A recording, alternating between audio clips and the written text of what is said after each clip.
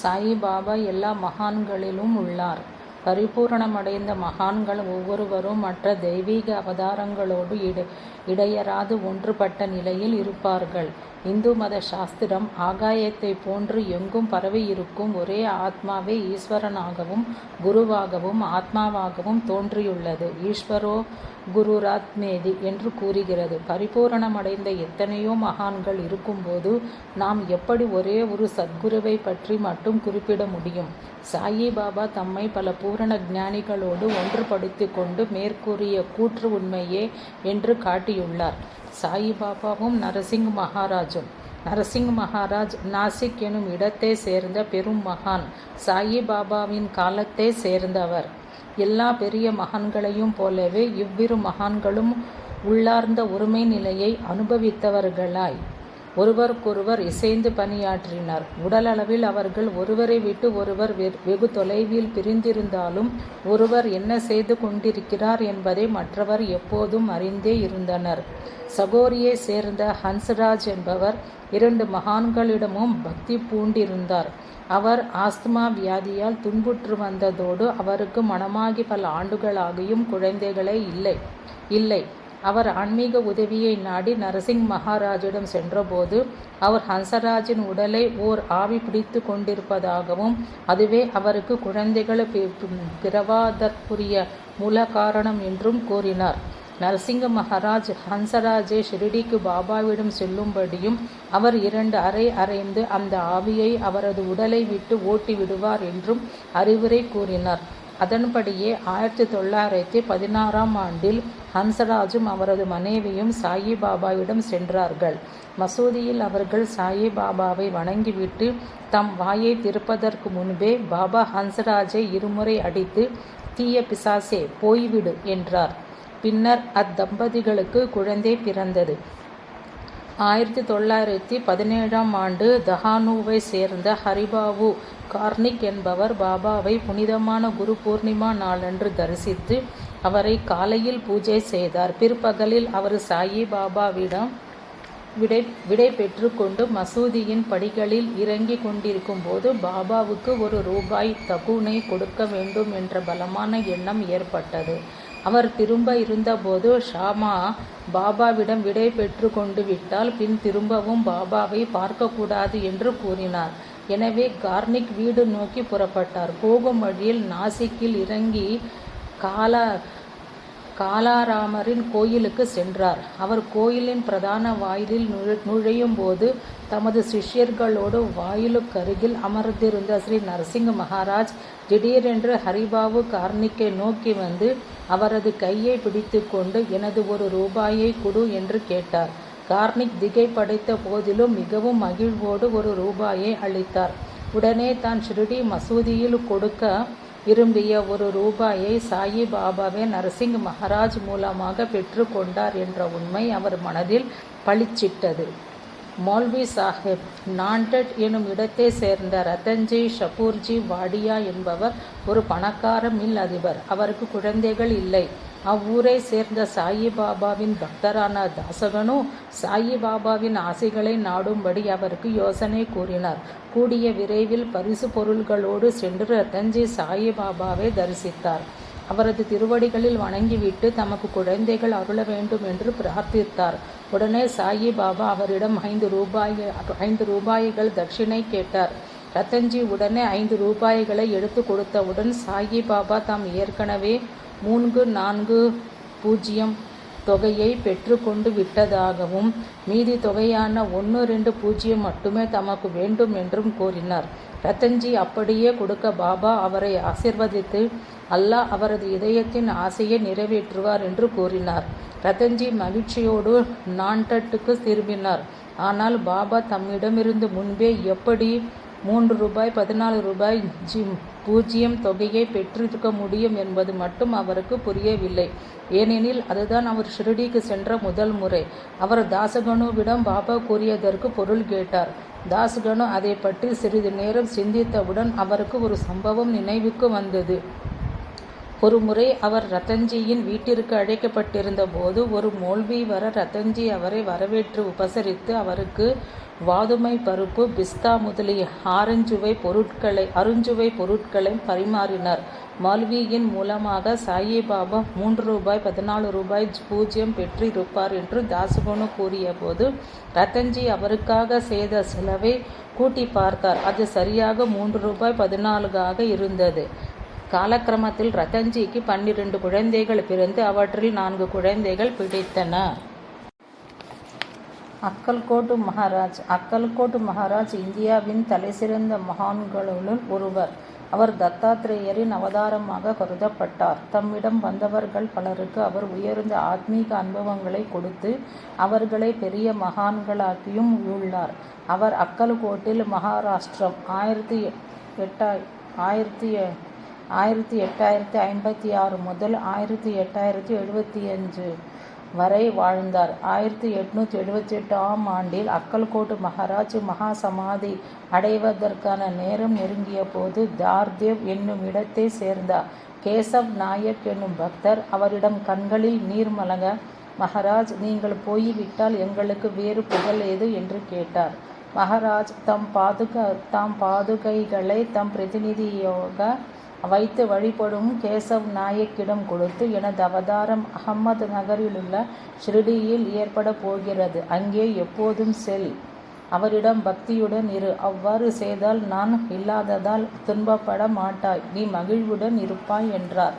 அக்கல்கோட் மகாராஜ் மறைந்த பிறகு கேசவ் நாயக்கு அவரது மகன் ராமச்சந்திர நாயக்கும் 2 வைதிக பிராமணர்களுடன் ஷிரடிக்கு சென்றனர். போகும் வழியில் பிராமணர்கள் இருவரும் பாபாவை முஸ்லீம் என்றும் பைத்தியக்கார பக்கீர் என்றும் அழைத்து அவரை பற்றி இழிவாக பேசி பிராமணர்கள் அவரை வணங்கக்கூடாது என்றனர்.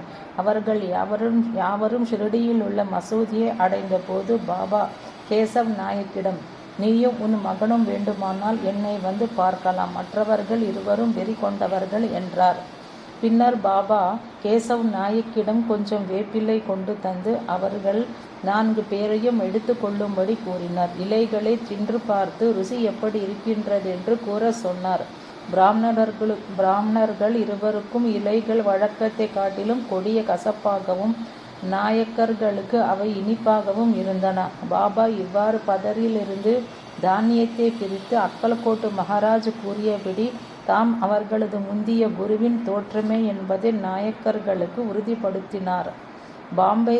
பம்பாயை சேர்ந்த ஹரிச்சந்திர பிடாலே என்பவரது மகன் கலிப்பு நோயால் துன்புற்று கொண்டிருந்தான். அவரது நண்பர்களின் புத்திமதிப்படி அவர் தனது மகனை ஷிரடிக்கு அழைத்துச் செல்ல சாயிபாபாவின் அருளால் பையன் படிப்படியாக குணமடைந்தான். சில நாட்களை பாபாவின் புனிதமான முன்னணியில் கழித்துவிட்டு பிடாலேயின் குடும்பத்தினர் பாபாவிடம் வீடு திரும்ப அனுமதி கேட்டார். அப்போது பாபா பிடாலியை கிட்டே அழைத்து, பாபு, முன்பு உனக்கு 2 ரூபாய்கள் தந்திருக்கிறேன். இப்போது 3 ரூபாய்கள் தருகிறேன். இவற்றையும் கூட உன் பூஜை அறையில் வைத்து வழிபடு. உனக்கு மிகவும் நன்மை உண்டாகும் என்றார். பிடாலே அந்த பணத்தை, ஊதியையும் ஆசிகளையும் பெற்றுக்கொண்டு வீட்டுக்கு திரும்பினார். ஷிரடி யாத்திரை செய்த தங்களை புண்ணியசாலிகள் என்று பிடாலே குடும்பத்தினர் கருதினர். ஆனால் முன்பே 2 ரூபாய்கள் கொடுத்துள்ளதாக பாபா கூறியதன் பொருள் அவர்களுக்கு விளங்கவில்லை. ஏனெனில் அதுதான் அவர்களது முதல் ஷிரடிய பயணம். பிடாலே தமது அன்னையிடம் எல்லா விஷயங்களையும் கூறி அவளுக்கு ஏதாவது தெரிந்திருந்தால் கூறும்படி கேட்டார். முதலில் அவரது தாயும் ஒன்றும் அறியாது திகைத்தாள். பின்னர் நிதானமாக சிந்தித்து பார்த்த பிறகு, நீ உன் மனைவி மகனோடு ஷிரடிக்கு சென்றது போலவே உனது தந்தையும் நீ சிறு குழந்தையாக இருந்த காலத்தில் அக்கல்கோட் மகாராஜை தரிசித்தார். அந்த சுவாமி உன் தந்தையை ஆசீர்வதித்து 2 ரூபாய்களை அளித்து அவற்றை பூஜையில் வைத்து வழிபடும்படி கூறினார். உனது தந்தை தம் இறுதி காலம் வரை அவற்றை ஸ்ரத்தையோடு பூஜித்து வந்தார். அதன் பிறகு பூஜை செய்வதையே புறக்கணித்து விட்டதால் ரூபாய்களும் தொலைந்து விட்டன. இப்போது அதே மகாராஜ் தான் சாயியின் வடிவத்தில் தோன்றியுள்ளார். இதனை நீ புரிந்து கொள்வதற்காகவே உனக்கு மேலும் 3 ரூபாய்களை அளித்து உண்மையை அறிய உளவும் கொடுத்தார். இனிமேல் அவற்றை ஸ்ரத்தையோடு பூஜித்து சாயி பாபாவின் அருளுக்கு உன்னை தகுதியாக்கிக் கொள் பாபா அக்கல்கோட்டு சுவாமியை தவிர வேறு எவருமன்று என்பதை அறிந்து கொள் என்றாள். ஹரிச்சந்திர பிடாலேயின் மகிழ்ச்சிக்கு எல்லையே இல்லை. மகான்கள் தமது பக்தர்களை ஆசீர்வதிப்பது மட்டுமன்றி அவர்களது குழந்தைகளையும் பற்றி அக்கறை எடுத்து கொள்கிறார்கள் என்று அவர் உணர்ந்தார். பாயி கிருஷ்ணாஜி அலிபாக்கர் என்ற பக்தர் அக்கல்கோட்டு மகாராஜின் படத்தை பூஜித்து வந்தார். ஒருமுறை அவர் அக்கல்கோட்டு மகாராஜின் பாதுகைகளை வழிபடுவதற்காக அக்கல்கோட்டுக்கு செல்ல திட்டமிட்டார். அன்று இரவு அக்கல்கோட்டு சுவாமி அவரது கனவில் தோன்றி, நான் இப்போது ஷிரடியில் வசிக்கிறேன், அங்கு சென்று வழிபடு என்றார். எனவே பாய் தமது திட்டத்தை மாற்றிக்கொண்டு ஷிரடிக்கு சென்று பாபாவை வழிபட்டு அங்கு 6 மாதங்கள் தங்கினார். தாம் கண்ட கனவின் நினைவு சின்னமாக 1912ஆம் ஆண்டில் அவர் கல்லால் பாதுகைகளை செய்து அவற்றை வேப்ப மரத்தடியில் மசூதிக்கு செல்வதற்கு முன் பாபா எப்போதும் அமர்ந்திருந்த மரத்தடி பிரதிஷ்டை செய்தார். அந்த சமயத்தில் சாயிபாபாவின் பக்தரான உபாசனி மகாராஜ் ஷிரடியில் இருந்தார். அவர் சாயிபாபாவின் மேல் அழகிய சமஸ்கிருத பாடல் ஒன்று இயற்ற அதனை பாதுகைகளின் பீடத்தில் பொறித்துள்ளனர். இன்றும் அந்த பாதுகைகளை காணலாம். ஷிரடியில் 6 மாதங்கள் வசித்த பிறகு பாயிக்கு மீண்டும் ஒரு முறை அக்கல்கோட்டுக்கு சென்று அங்குள்ள சுவாமியின் பாதுகைகளை தரிசனம் செய்ய வேண்டும் என்று பலத்த ஆசை ஏற்பட்டது. அக்கல்கோட்டுக்கு போக பாபாவின் அனுமதியை நாடிய பொழுது, பாபா, அக்கல்கோட்டில் என்ன இருக்கிறது? அந்த மகாராஜ் இப்போது என் உருவில் உள்ளார், அங்கே ஏன் இப்பொழுது போக வேண்டும் என்றார். அவ்வாறே ஒருமுறை சாயிபாபா ஜோக் என்பவருக்கு தம் உருவிலேயே அக்கல்கோட்டு சுவாமியின் தரிசனத்தை கொடுத்தார். தானாவை சேர்ந்த ஸ்ரீதர் நாராயணன் கார்கார் என்பவர் நோயுற்றிருக்கும் போது அவருக்கு பாபாவின் படமும் உதியும் கிடைக்க மறுநாளே அவர் குணமடைந்தார். இவ்வாறு அவரது இதயத்தில் நம்பிக்கை வேரூன்றியது. அவர் பாபாவின் படத்தை தம் பூஜை அறைக்கு எடுத்து சென்று அதை தாம் ஏற்கனவே வழிபட்டு கொண்டிருந்த அக்கல்கோட்டு மகாராஜின் படத்தருகில் வைக்கப் போனார். அந்த சமயத்தில் புனிதமான இந்து மகானின் படத்தருகில் எப்படி முஸ்லிம் மகானின் படத்தை வைக்கலாம் என்ற சந்தேகம் அவருக்கு ஏற்பட்டது. எனவே அவர் பாபாவின் படத்தை அக்கல்கோட்டு மகாராஜின் படத்திலிருந்து சற்று தூரம் தள்ளி வைத்தார். அன்றிரவு அவரது கனவில் சாயிபாபாவை போல உடை அணிந்த ஒரு பக்கீர் கார்காரும் அவரது நண்பரும் அமர்ந்திருந்த வராண்டாவை நோக்கி வந்தார். பக்கீரை வரவேற்பதற்காக கார்கார் எழுந்து நின்றார். அப்போது உடனிருந்த நண்பர், இந்த பக்கீர் அக்கல்கோட்டு சுவாமியினின்றி வேறுபட்டவர் அல்லர் என்று கூறினார். மறுநாள் காலை கார்கார் பூஜை அறையில் 2 படங்களையும் அருகருகே வைத்து பூஜை செய்தார். குரு கொலாப் மகாராஜ் ஜோதிடத்திலும் சாஸ்திரங்களிலும் நல்ல புலமை பெற்றிருந்த மூலே சாஸ்திரி ஒரு வைதீகமான பிராமணர். ஒரு பிராமணனுக்கு சாஸ்திரங்களில் விதித்துள்ள விதிமுறைகளினின்றும் சற்றும் பிசகாமல் ஒழுகி வந்தார். ஒருமுறை அவர் பாபு சாஹேப் பூட்டி என்ற சாயிபாபாவின் பக்தரான நாகபூரை சேர்ந்த கோட்டீஸ்வரரை பார்ப்பதற்காக ஷிரடிக்கு வந்தார். பூட்டியை சந்தித்த பின் மூலே சாஸ்திரியும் மற்றவர்களும் பாபாவை தரிசிப்பதற்காக மசூதிக்கு சென்றனர். பாபா தம் சொந்த பணத்தை கொண்டு பழங்கள் வாங்கி பக்தர்கள் எல்லோருக்கும் விநியோகித்தார். மூலே சாஸ்திரி பாபாவின் கைரேகையை தாம் பார்ப்பதற்கு அனுமதிக்கும்படி அவரிடம் கேட்டுக்கொண்டார். ஆனால் அவரது வேண்டுகோளை பொருட்படுத்தாத பாபா அவருக்கு 4 வாழைப்பழங்களை அளித்தார். பிறகு பக்தர்கள் எல்லோரும் தமது விடுதிகளுக்கு திரும்பினர். மூலே சாஸ்திரி குளித்து மடியாடை உடுத்தி தமது தினசரி வழிபாடான அக்னிஹோத்திரம் முதலியவற்றை செய்ய ஆரம்பித்தார். பாபா லெண்டிக்கு செல்வதற்காக புறப்பட்டார். தம்முடன் இருப்பவர்களிடம், சிறிது காவி நிற சாயத்தை கொண்டு வாருங்கள், இன்றும் நான் காவியுடைகளை அணிவோம் என்றார். வழக்கம் போலவே எவருக்கும் அவரது மொழிகளின் உண்மையான பொருள் விளங்கவில்லை. ஏனெனில் பாபா ஒருபோதும் காவியாடை அணிந்ததில்லை. பகல் வேளையில் பாபா தமது இருக்கையில் அமர ஆரத்தி ஆரம்பமாகியது.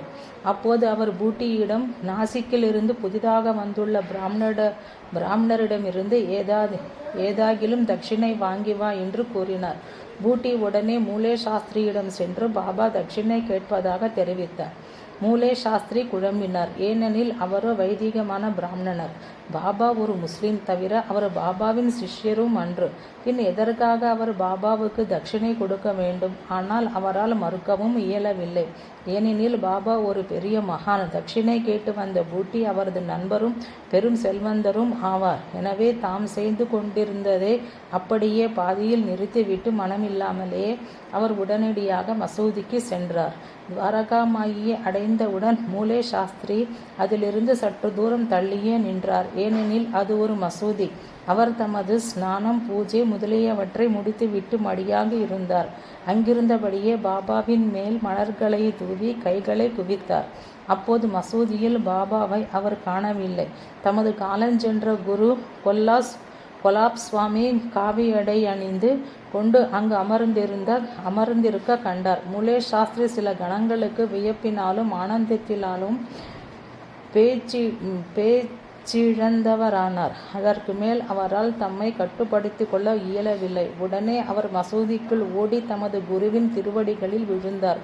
கூட்டம் முழுவதும் சாயிபாபாவின் ஆரத்தியை பாடிக்கொண்டிருந்த போது அவர் குவித்த கரங்களோடு அங்கே நின்றவராய் பரவசத்தோடு தம் குருவின் பெயரை கூவி கொண்டிருந்தார். இறுதியில் அவரது குருவின் திருவடிகளில் விழுந்து வணங்கி ஆனந்த மிகுதியால் கண்களை மூடிக்கொண்டார். அவர் மீண்டும் கண்களை திறந்தபோது அங்கே தமது குருவுக்கும் பதிலாக தம்மிடம் தட்சிணை கேட்கும் பாபாவை கண்டார். பாபாவின் உண்மையான தன்மையை அறிந்த மூலே சாஸ்திரி தமது ஜாதி, படிப்பு போன்றவற்றை பற்றிய கர்வத்தை மறந்தார். கண்களில் ஆனந்த கண்ணீருடன் மகிழ்ச்சியோடு தட்சிணை அளித்தார். அப்போதுதான் பாபா முன்பு கூறிய இன்று நாம் காவி நிற ஆடைகளை அணிவோம் என்ற கூறினது உண்மையான குறிப்பை பக்தர்கள் புரிந்து கொண்டார்கள். காவியுடை அணிந்த குரு ஒருவரோடு தாம் ஒன்றுபட்டவர் என்பதை காட்டப்போவதாக தெளிவாக குறிப்பிட்டார் பாபா. சாயிபாபா எல்லா குருக்களோடும் ஒன்றுபட்டவரே. குருவின் அழைப்பு என்ற அத்தியாயத்தில் சாயிபாபா கோவிந்த் உபாசனை சாஸ்திரி என்பவர் ஷிரடிக்கு வருவதற்கு முன்பே சந்தித்த தபோவனத்தை சேர்ந்த சாது ஒருவருடன் தம்மை ஒன்றுபடுத்தி காட்டினார் என்பதையும் ஏற்கனவே கண்டோம். குரு ரகுநாத் மகாராஜ் டாக்டர் பண்டிட் என்ற பக்தர் தாதா பட்டுடன் மசூதிக்கு வந்தார். வழக்கமாக மஹல்சாபதியை தவிர தமது உடலுக்கு சந்தனம் பூச பாபா எவரையும் அனுமதித்ததில்லை. மஹல்சாபதியும் அதை பாபாவின் கழுத்தில் மட்டுமே தடவுவார்.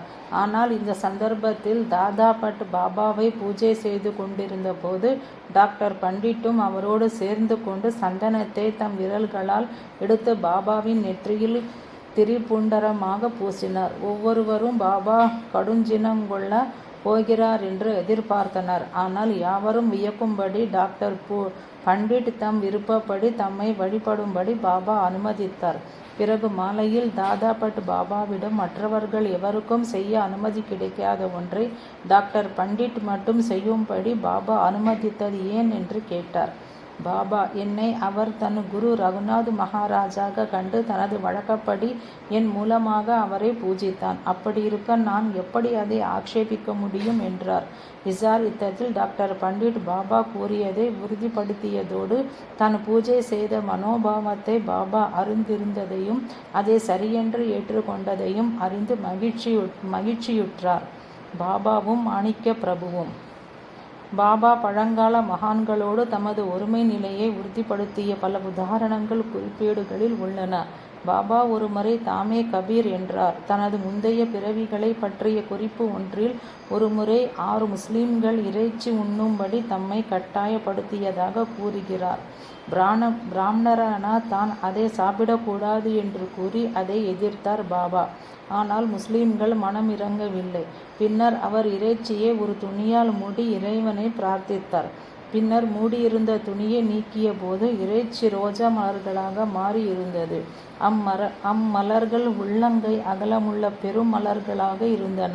மாணிக்க பிரபு கர்நாடகத்தில் குல்பர்கா ஜில்லா மாணிக்க நகரை சேர்ந்தவர் என்ற மகானின் சரிதத்தை அறிந்தவர்கள் இந்த அதிசயத்தை பற்றிய படிக்கையில் பாபா தம்மை மாணிக்க பிரபுவோடு ஐக்கியப்படுத்திக் கொள்கிறார் என்பதை உடனே உணர முடியும். மேலும் மாணிக்க பிரபுவும் தத்தாத்ரேயரின் அவதாரம் என்று கருதப்படுவதோடு அவரும் பக்கீராகவே வாழ்ந்தார். அவரும் மத வேற்றுமைகளுக்கும் அப்பாற்பட்டவராக இருந்தார். பாபா முகலாய பேரரசரான ஹுமாயூன் காலத்திய மகான் ஒருவருடன் தம்மை ஒன்றுபடுத்தி கொள்ளும் மற்றொரு உதாரணத்தை பார்ப்போம். அதற்கு முன்பு முன்னோடியான சில குறிப்புகளை கூறுவது அவசியம். தெய்வீக மனிதர்களின் காலங்கடந்த தன்மை. தெய்வீக மனிதர்களின் 2 கூற்றுக்கள் சாதாரண மனிதராகிய நமது அறிவை திணற வைக்கின்றன. முதலாவது, ஸ்ரீகிருஷ்ணர் பகவத்கீதையில் அர்ஜுனனிடம் தான் முதலில் இந்த உபதேசத்தை விவஸ்வானுக்கு போதித்ததாக கூறுவது. தன்னை போன்ற மனிதனாகிய கிருஷ்ணன் பல யுகங்களுக்கு முன்பு இருந்த தேவர்களுக்கு எப்படி கற்பித்திருக்க முடியும் என்று இம்மொழிகள் அர்ஜுனனை திகைக்க வைக்கின்றன. அடுத்த கூற்று, நான் அப்ரஹாமுக்கு முன்பே இருந்தேன் என்று கூறும் இயேசு கிறிஸ்துவின் மொழிகள். இந்த கூற்றுக்கள் மொழிக்கு மொழி உண்மையாய் இருக்க முடியுமா? இல்லாவிடில் எந்த அளவில் அவை உண்மையானவை? சாயிபாபாவின் குணங்களும் அதற்கு சற்றும் குறையாத அளவிலேயே நம்மை திகைக்க வைக்கின்றன. ஸ்ரீஹரி பாலகிருஷ்ணா கோல்ஹாட்கர் சாயிபாபாவை பற்றிய தமது புத்தகத்தில் சாயிபாபாவுடன் அவரது பக்தர்கள் நிகழ்த்திய ஒரு சுவையான சம்பாஷணையை குறிப்பிட்டுள்ளார். அது கீழே தரப்பட்டுள்ளது. சாயி: நான் பைத்தானில் ஒரு பிராமணனுடன் இருந்தேன். அவன் மிகவும் நல்ல மனிதன். அவன் என்னிடம் பரிவாக இருந்தான். நான் அவனுடன் வேலை செய்து அவனது உணவை உண்டு அவன் வீட்டிலேயே உறங்குவேன். இந்நாட்களில் அவனை போன்ற பிராமணர்கள் மிக குறைவு. இப்போது எல்லோரும் சுயநலமுடையவர்களாக இருக்கிறார்கள். பக்தர்: அவர் இப்போது எங்கிருக்கிறார்? சாயி: இது மிக நீண்ட காலத்துக்கு முன் நிகழ்ந்தது. அவன் எங்கே இருக்கிறான் என்பதை அல்லாஹ் ஒருவரே அறிவார். பக்தர்: அவருடைய பெயர் என்ன? எங்கே இருக்கிறார்? ஏன் நீங்கள் இவற்றையெல்லாம் எங்களுக்கு கூறவில்லை? சாயி: உங்களுக்கு எதற்காக இவையெல்லாம் தெரிய வேண்டும்? பக்தர்: நீங்கள் அங்கே இருந்தீர்கள், உங்களுக்கு எல்லாம் நினைவு இருக்கும். சாயி: ஓ, நான் அதற்கு 1000 ஆண்டுகளுக்கு முன்பு கூட இருந்தேன். ஒருமுறை நான் பிரயாகில் இருந்தேன். அப்போது நான் மிகவும் மகிழ்வுடன் இருந்தேன். நான் வயதானவனாக இருந்தேன். பிரயாகில் நான் புகைப்பது வழக்கம். அங்கிருந்த ஒரு பிராமணரிடம் வீணை ஒன்று இருந்தது. பஜனை செய்து கொண்டே நான் இருந்த இடத்துக்கு வந்து என்னை வணங்கி தனக்கு ஒரு பிரதிஜை உண்டென்றும் முகுந்த் என்ற பெயருடைய மற்றொரு பிராமணன் தவம் செய்து கொண்டிருப்பதாகவும் கூறினான். பின்னர் அவனிடம் போய் அவனது தவத்திற்கு விரைவில் பலன் கிடைக்கும் என்றும் பொறுமையாய் இருக்கும்படியும் சொல்லி என்றான். நான்: யார் இதையெல்லாம் செய்வார்கள்? நீயே போய் என் சார்பில் அவனிடம் சொல்லு என்றேன். பிராமணன் என்னிடம் கோபமடைந்து, நீதான் இதை செய்ய வேண்டும். உன்னிடம் இதை சொல்வதற்கு மட்டுமே நான் வந்தேன். உண்மையில் ஆண்டவனுடைய கட்டளையால்தான் இங்கே வந்தேன். இதுவும் வெறும் வெளிச்சடங்குதான். உண்மையில் அவனது தவம் முடிந்து விட்டது. எனக்கு எல்லாம் தெரியும். ஆனால் உன் மூலமாக இது நடக்க வேண்டும் என்று விரும்புகிறேன் என்றான். நான் அதற்கிசைந்து பிராமணனை அனுப்பி வைத்தேன். பின்னர் முகுந்த் வசித்து வந்த மடத்துக்கு சென்றேன். மடம் பெரியதாக, ஒரு மைல் அளவு நிம்கான் அளவுக்கு பெரியதாக இருந்தது. நான் நுழைந்தவுடன் முகுந்த் எழுந்து, நான் அனுஷ்டானம் செய்யும் இடத்தில் நீ நுழையக்கூடாது என்றான். அவனது வார்த்தைகளால் குழப்பமடைந்து அல்லாஹ் மாலிக் என்றேன். உடனே முகுந்த் எழுந்து மரியாதையோடு என் கால்களை பிடித்து கொண்டு என்னிடம் கடுமையாக நடந்து கொண்டதற்கு வருத்தம் தெரிவித்தான். நான் கூற வேண்டியதை மானசீகமாக அவனிடம் கூறிவிட்டு வெளியேற போகும் சமயத்தில் அவனது சிஷ்யர்களில் ஒருவன் விரைந்து வந்து பைத்தியக்காரனை போல என்னை பலவிதமாக வைத்து, நாங்கள் யாவரும் அக்னி பிரவேசம் செய்வோம், அந்த பாவம் உன்னையே சேரும் என்றார். அப்படியே செய், அல்லாஹ் மாலிக் என்று கூறி நான் அவ்விடத்தை விட்டு அகன்றேன். பின்னர் நான் கடைவீதிக்கு சென்றேன். சற்று தூரத்தில் ஒரு அரச குமாரன் நின்று கொண்டிருந்தான். அவனது மனைவி அருகில் அமர்ந்த குடிக்க தண்ணீர் வேண்டுமென்று கேட்டு கொண்டிருந்தாள். 2-3 பணியாட்களும் கூட அருகில் நின்றிருந்தனர். அரசனை போல தோன்றி அவளது கணவன் என்னிடம் தண்ணீர் கேட்டான். அவளால் இனி ஒரு அடி கூட நடக்க முடியாது என்றான். எனது கமண்டலத்திலிருந்து அவளுக்கு சிறிது நீர் அளித்தேன். அதை குடித்துவிட்டு அவள் உடனே என் பாதங்களில் விழுந்து வணங்க நான் அவளை ஆசிர்வதித்தேன். அவர்கள் எல்லோரையும் அமர்கோட்டுக்கு போகும்படி நான் கூறினேன். ராஜா உடனே மண்டியிட்டு அமர்ந்து ஆகாயத்தை நோக்கியவனாக என்னிடம் எனது எதிர்காலம் எப்படி இருக்கும், நான் என்ன செய்ய வேண்டும் என்று கேட்டான். நான் அவனை ஆசீர்வதித்து, நீங்கள் யாவரும் அமர்கோட்டுக்கு போங்கள், நீ காக்கப்படுவாய், உனது மனைவிக்கு பிறக்கப் போகும் மகன் ஒரு அரசனாவான், நானும் உன்னுடன் கூடவே வருவேன், வழியில் எந்தவிதமான அபாயமும் இருக்காது என்றேன். அவர்கள் சென்றனர். நானும் சற்று நேரம் இங்கும் அங்கும் திரிந்த பிறகு அங்கு சென்றேன். அங்கே ராஜாவுக்கு மகன் பிறந்தான் என்று கேள்விப்பட்டேன். அவனது பெயர் ஜலாலுத்தீன் அகமது. அவன்தான் புகழ் பெற்ற அக்பர். அவை யாவும் அல்லாவின் அருளே. இந்நிகழ்ச்சிகள் யாவும் பாபாவின் முந்தைய தோற்றத்தை பற்றியும் அந்த சமயத்திலும் கூட அவர் ஆன்மீக ஆற்றல் பெற்றவராக இருந்தார் என்பதையும் தெளிவாக விளக்குகின்றன. இதிலிருந்து கோபால்ராவ் தேஷ்முக் அல்லது வெங்குசாவின் அருளினால் அவர் பரிபூரணம் அடைந்தார் என்று கூறப்படும் வழக்கமான கதை உண்மையா இருந்தாலும் இந்த பிறவியில் நிகழ்ந்ததாக இராது என்பது முடிவாக தெரிகிறது. மேலும் முகுந்தின் விஷயத்தில் பாபா மேற்கொண்ட பங்கிலிருந்து ஆத்மீக வாரிசுகள், ஆத்மீக பரிபூரணமடைந்த சித்தர்கள் முதலியோர் ஆண்டவனுடைய செயலாளர்களாக இருக்கிறார்கள் என்பது தெளிவாக விளங்குகிறது. பாபாவே கடவுளுக்கு எங்கும் செயலாளர்கள் உள்ளனர். அவர்களுக்கு பெரும் சக்திகள் உள்ளன. நான் இறைவனது அடமை, இறைவனே தலைவன் என்று கூறியுள்ளார். இது போன்ற ஸ்ரீ நாராயண மகாராஜ் போன்ற பெரும் மகான்களின் ஆத்மீக மலர்ச்சியில் பெரும் சித்தர்கள் பங்கு கொண்ட நிகழ்ச்சிகளை பற்றி நான் எழுதியுள்ள இந்த மகான்களின் வாழ்க்கை சரிதத்தில் காணலாம். அதை படிப்பதால் நாம் கேள்விப்படும் பெரும்பான்மையான மற்ற மகான்களுடன் ஒப்பிடும்போது சாயி பாபாவை போன்ற பரிபூரணமடைந்தவர்களது நிலை எப்படிப்பட்டது என்பதை மேலும் தெளிவாக புரிந்து கொள்ள முடிகிறது.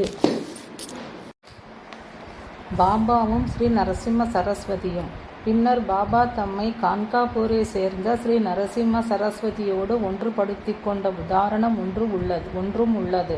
அவரும் தத்தாத்ரேயரின் அவதாரமே. தத்தர் முதலில் பிடாபுரத்தில், ஆந்திர பிரதேசம், கிழக்கு கோதாவரி ஜில்லாவிலுள்ளது. 12வது நூற்றாண்டில் ஸ்ரீ பாதவல்லபராக மனித பிறவி எடுத்ததாக கூறப்படுகிறது. அவர் தாம் ஸ்ரீ நரசிம்ம சரஸ்வதியாக மீண்டும் தோன்றப் போவதை பற்றி முன்கூட்டியே கூறி அவ்வாறே ஸ்ரீ நரசிம்ம சரஸ்வதியாக 15ஆம் நூற்றாண்டில் பிறந்தார். இந்த தெய்வீக மனிதர் கான்காபூரிலிருந்து கொண்டு தமது தெய்வீக பணியை ஆற்றினார். அங்கே அவர் தமது பாதுகைகளை விட்டுவிட்டு ஆந்திராவிலுள்ள ஸ்ரீசைலத்தின் காடுகளில் சென்று மறைந்து விட்டார். மகாராஷ்டிரத்திலுள்ள பக்தர்கள் தமது ஆசைகள் நிறைவேறுவதற்காக கான்காபூருக்கு கூட்டமாக சென்று அவரது பாதுகைகளை வழிபடுகிறார்கள். சாயிபாபா பல சந்தர்ப்பங்களில் இது தெய்வீக மனிதராகிய ஸ்ரீ நரசிம்ம சரஸ்வதியுடன் தமது ஒன்றுபட்ட நிலையை விளக்கி காட்டியுள்ளார்கள். சிந்தியாவின் மகன் ஹார்த்தாவை சேர்ந்த சிந்தியா என்பவருக்கு 7 பெண்கள், ஆண் குழந்தைகளே இல்லை. எனவே ஆண் குழந்தை வேண்டுமென ஏங்கினார். 1903ஆம் ஆண்டு அவர் கான்காபூருக்கு சென்று தத்தரின் பாதுகைகளை பூஜித்துவிட்டு தமக்கு ஒரு மகன் பிறந்தால் அவனை தரிசனத்திற்காக அங்கே அழைத்து வருவதாக பிரார்த்தித்து கொண்டார். ஓராண்டுக்குள் அவருக்கு மகன் பிறந்தான்.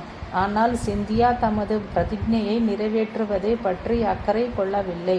1911ஆம் ஆண்டு நவம்பர் மாதம் அவர் ஷிரடிக்கு சென்றார்.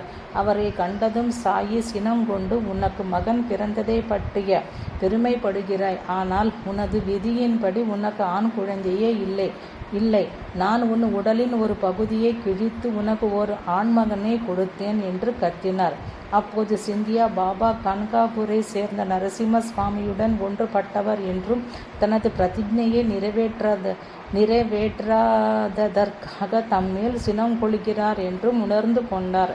தத்தாத்ரேயரின் 5 தோற்றங்கள் தாம் உடலோடு இருந்த காலத்தில் மட்டுமன்றி இன்றும் தமது பக்தர்களுக்கு அளித்து வரும் கனவு காட்சிகளும் மற்றும் ஆத்மீக காட்சிகளும் பாபா தாம் மற்ற மகான்களோடு ஒன்றுபட்ட தன்மையை உறுதிப்படுத்தி வருகிறார். அழிவற்ற பொருள் என்ற அத்தியாயத்தில் பாபா அகமதாபாத்தை சேர்ந்த மனாகி வாலாவுக்கு உடலோடு காட்சியளித்து, நான் பகீர் அன்று தத்தாத்ரேயரே. தத்தாத்ரேயர் தமது தெய்வீக பணியை நாகபூரை சேர்ந்த தாஜுத்தீன் பாபா கண்ட்ராவை சேர்ந்த துனிவாலா தாதா, நர்மதை நதிக்கரையில் வசிக்கும் விஷ்ணு தேவானந்த சரஸ்வதி, அக்கல்கோட்டை சேர்ந்த சுவாமி சமர்த்தர் ஆகியவர்களின் உருவிலும் என் உருவிலும் செய்து வருகிறார் என்று கூறினார் என்பதை காணப்போகிறோம். தமக்கு பிற்காலத்திய பெரும் மகான்களோடும் தாம் ஒன்றுபட்டவரை என்பதையும் சாயி நிரூபித்தார். 1918ஆம் ஆண்டில் சாயி மகாசமாதி அடைந்த போது ஹார்தாவை சேர்ந்த சதாசிவ் என்பவர் மிகவும் மனம் தளர்ந்து போனார். ஓரிரவு சாயி அவரது கனவில் தோன்றி, நான் இப்போது சாயிகேடாவில் உள்ளேன், தரிசனம் செய்து கொள் என்றார். அச்சமயத்தில் துனிவாலா தாதா என்ற மகான் அங்கே வாழ்ந்து வந்தார். சதாசிவ் அவருடைய தரிசனத்திற்காக போனபோது ஸ்ரீ தாதாவின் இருக்கையில் சாயியை கண்டார். அதிலிருந்து அவரை சாயியின் தோற்றமாகவே பாவித்தார் சதாசிவ்.